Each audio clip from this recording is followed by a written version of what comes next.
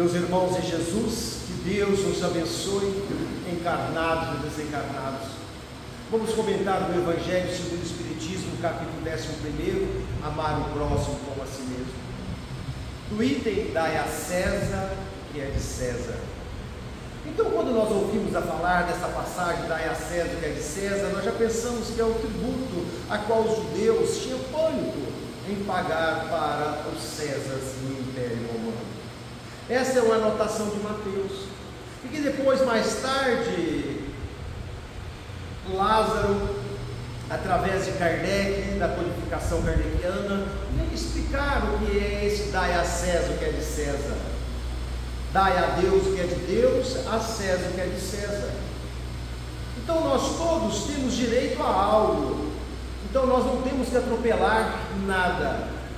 Se é direito de uma pessoa, nós não podemos tirar. E Lázaro vem explicar através de Kardec que não é simplesmente um tributo a qual tinha que pagar ao Império Romano. Então condena-se todo prejuízo moral, material e o compromisso com a família. Então nós temos responsabilidade. Então nós não temos que atropelar ninguém para levarmos vantagem, como a gente vê hoje em dia as pessoas com mais facilidade de raciocínio atropelando os direitos do próximo para levar vantagem materialmente. Então Deus usa de todos os métodos para fazer cumprir a sua lei. Então não adianta nada nós querermos assambarcar os bens materiais de alguém ou os bens morais, porque isso vai ter um preço. Então Deus vai fazer com que as coisas se realizem, as suas leis se cumpram. E nós agindo desta forma, o que vai acontecer? Nós estamos acumulando dívidas para as vidas futuras. É simplesmente isso. Então dai a César o que é de César. Dr. Bezerra de Menezes nos traz um romance maravilhoso através da média Ivone do Amaral Pereira, que venha a se relacionar com esta passagem, dai a César o que é de César. Então Ivone do Amaral Pereira psicografou através do espírito do Dr. Bezerra um livro chamado A Tragédia de Santa Maria. A tragédia de Santa Maria, muitas vezes as pessoas podem ligar naquela tragédia na cidade de Santa Maria, no Rio Grande do Sul, e não é não. A tragédia de Santa Maria é uma fazenda no Rio de Janeiro, aonde Dr. Bezerra, saindo do Ceará, na cidade de Riacho do Sangue, foi morar no Rio de Janeiro para cursar medicina. E lá na faculdade de medicina, ele tinha um colega de classe chamado Siqueira de Barbeiro.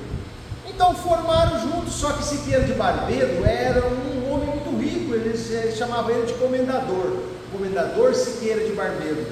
E Dr. Bezerra, sempre sendo um homem pautado, um homem espiritualista, sempre falava para Siqueira de Barbeiro sobre o mundo espiritual. E Siqueira de Barbeiro era um materialista, mas gostava da presença de Dr. Bezerra.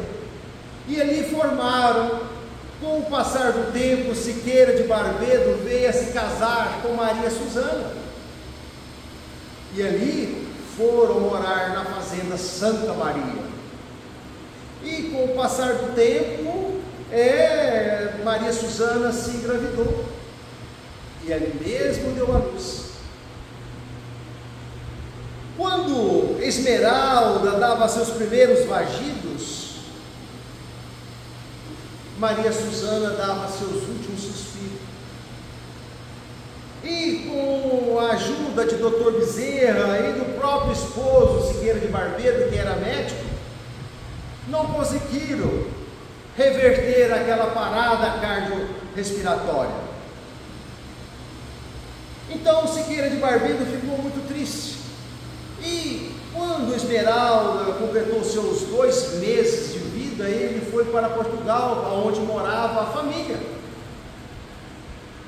E por lá passou 2 anos, junto com os avós de Esmeralda.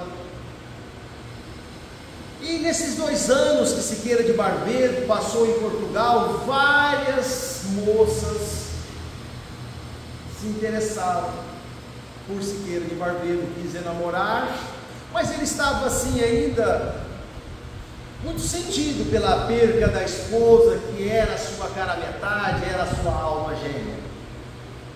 E quando Esmeralda inteirou seus 2 anos, Siqueira de Barbedo retornou ao Rio de Janeiro, porque ele tinha uma grande propriedade aqui, a Fazenda Santa Maria, no Rio de Janeiro. Veio meio depressivo, meio triste, com a perca da esposa, e consultou o seu amigo, Dr. Adolfo Bezerra de Menezes. E Dr. Bezerra de Menezes disse a ele: olha, compadre, vá fazer umas viagens para o Nordeste, para que você possa arejar a cabeça.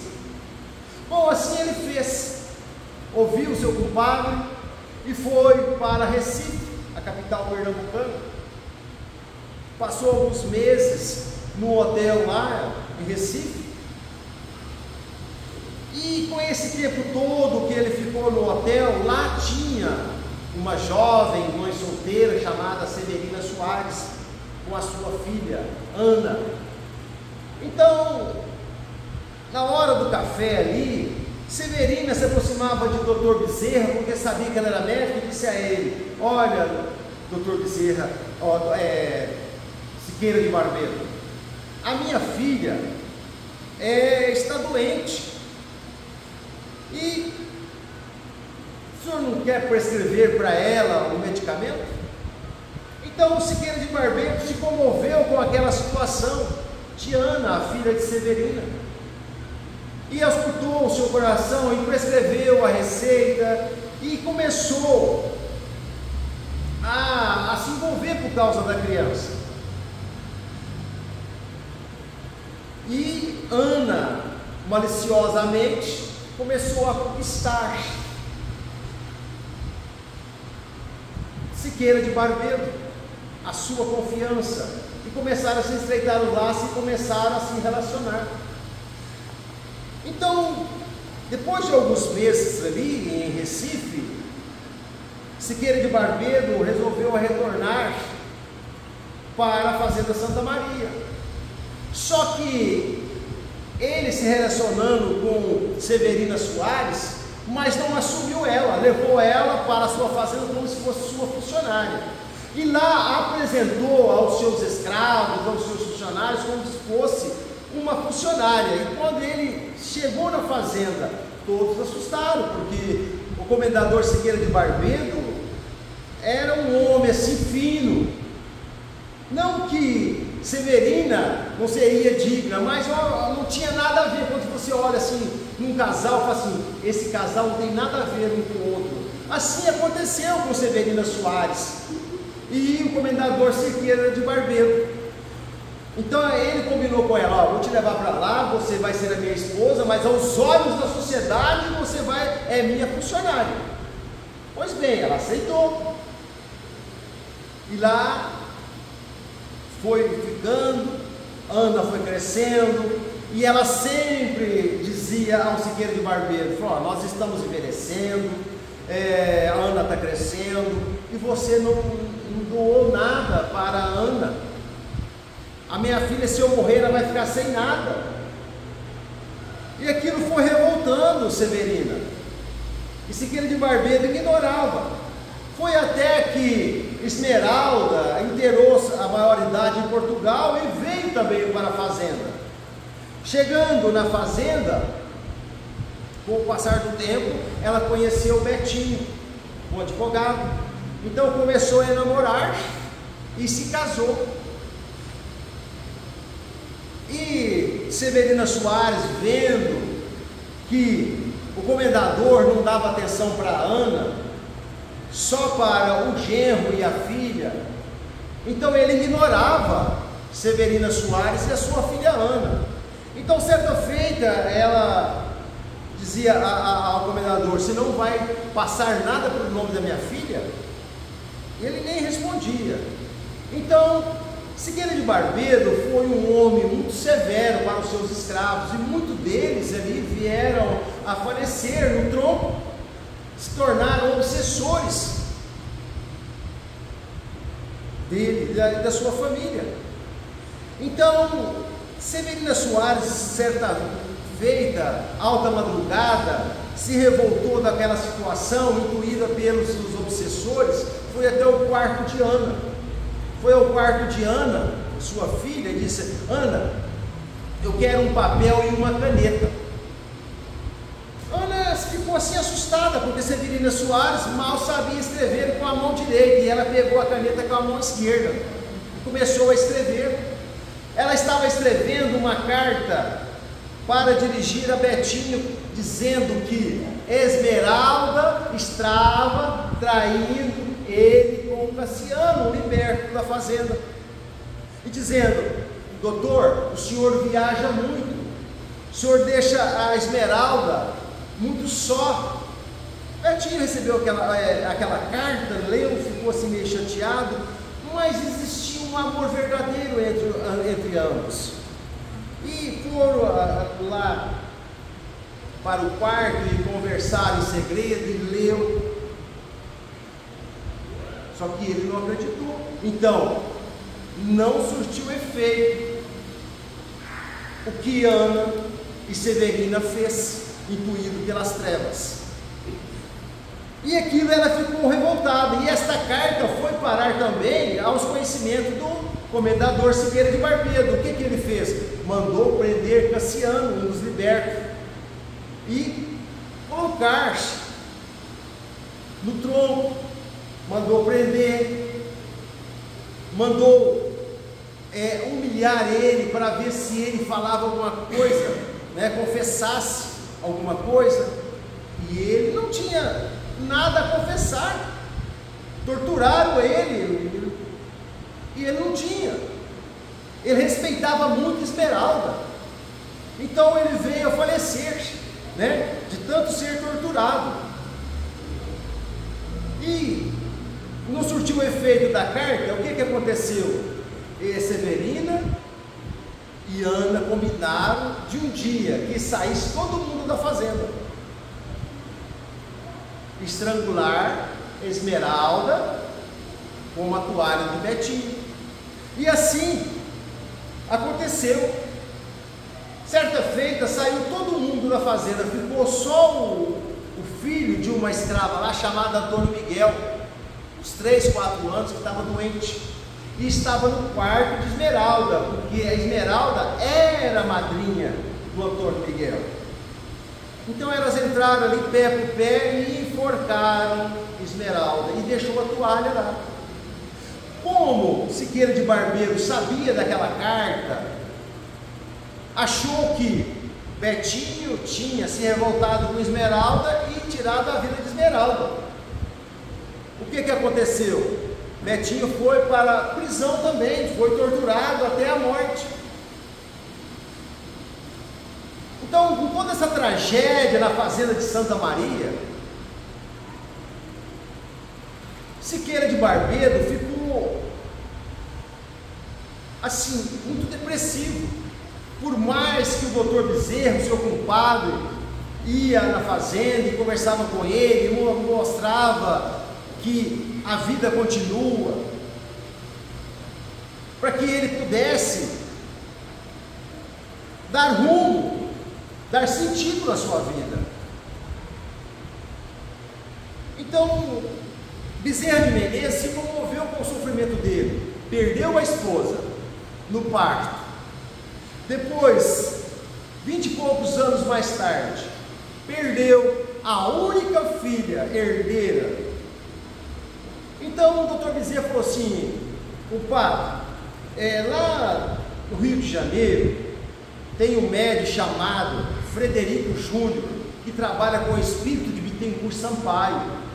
Vamos na minha casa, lá nós vamos fazer uma reunião e vamos ver que mensagem Bittencourt Sampaio possa trazer para confortar seu coração, porque o mundo espiritual, compadre, é uma certeza.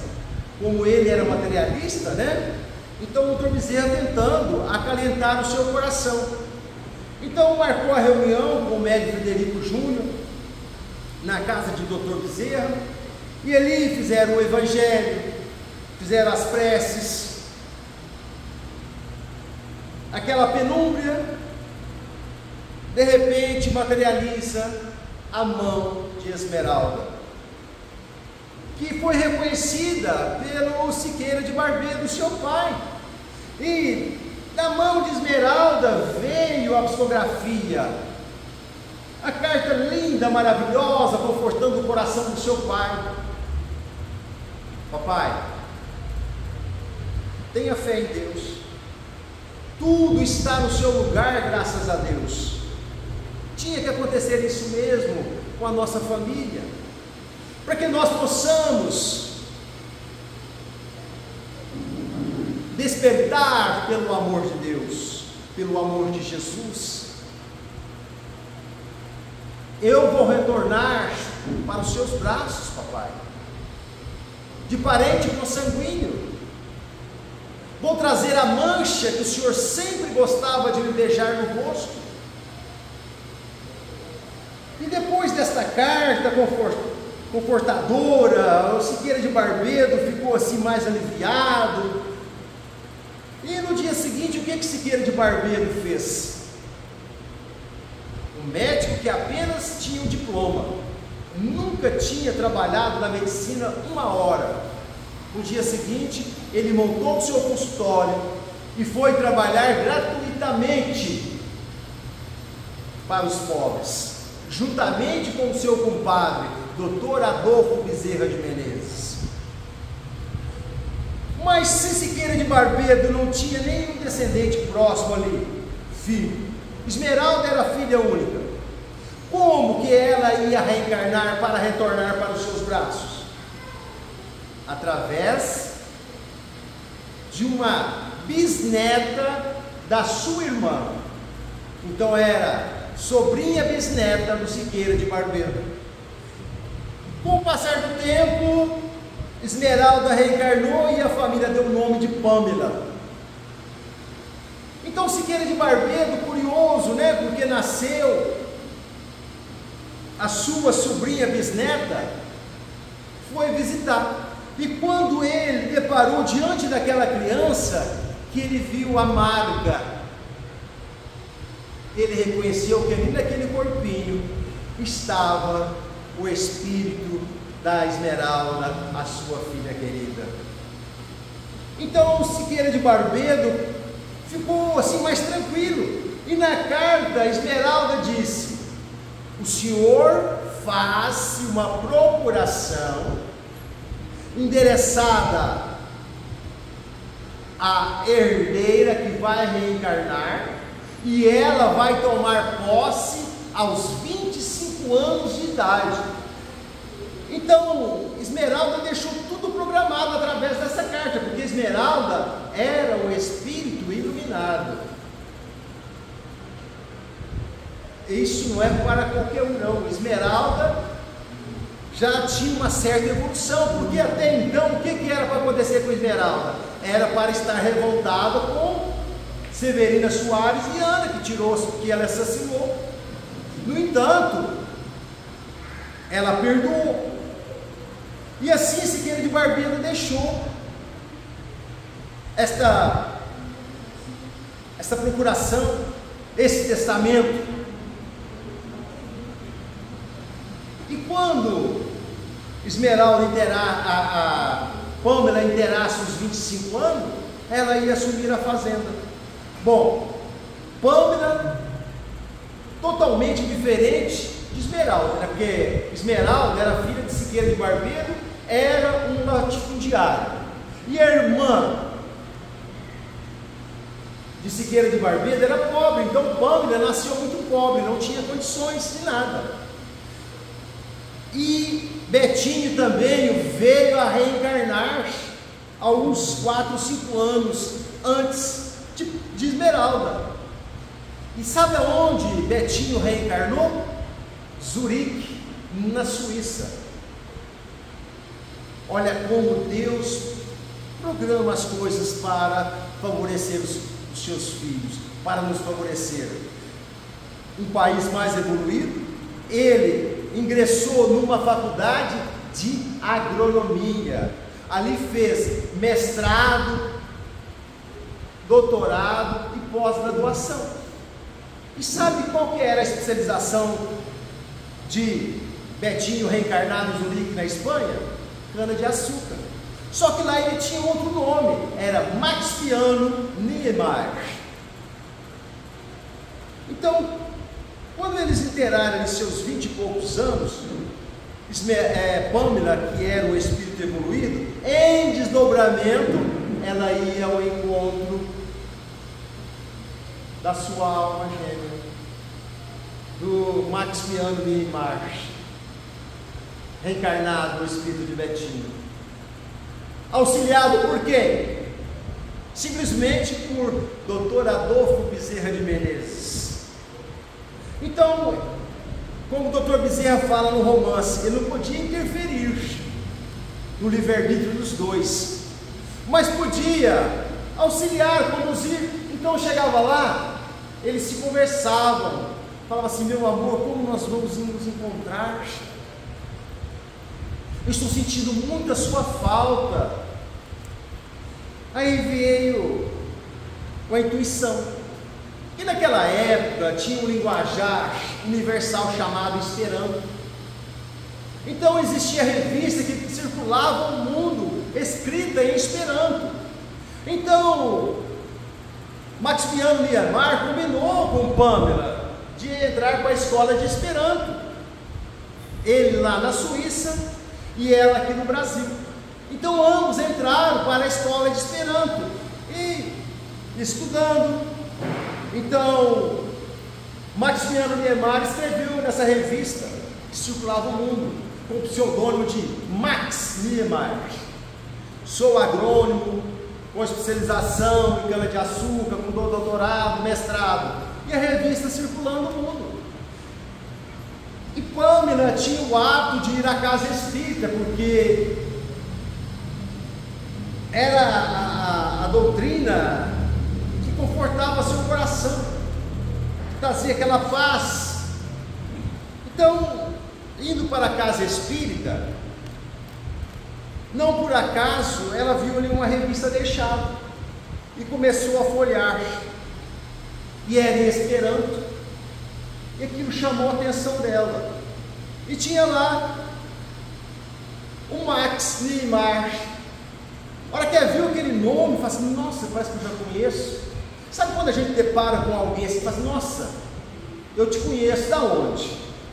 Então ela viu lá o que ele fazia e tal, e ela resolveu escrever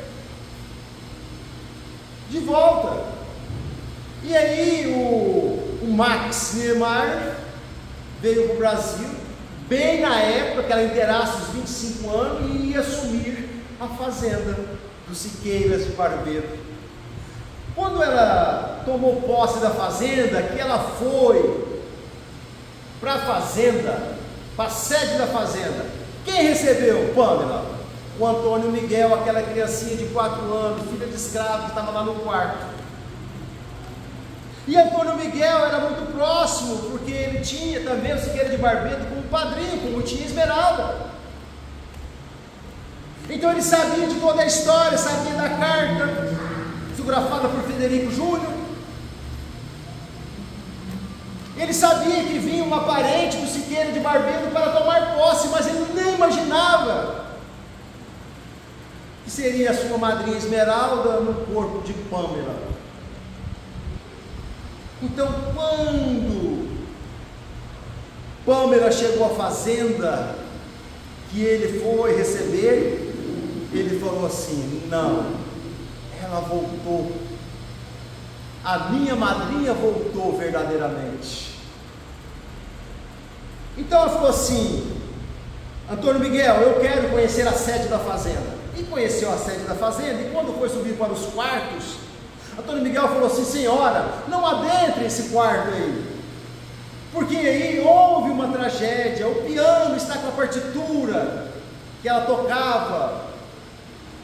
Só que Pamela, sendo o espírito evoluído, como eu falei, o espírito de Esmeralda, ela tinha a mediunidade de psicometria, mediunidade rara. Creio que muitos aqui nunca ouviram falar em psicometria.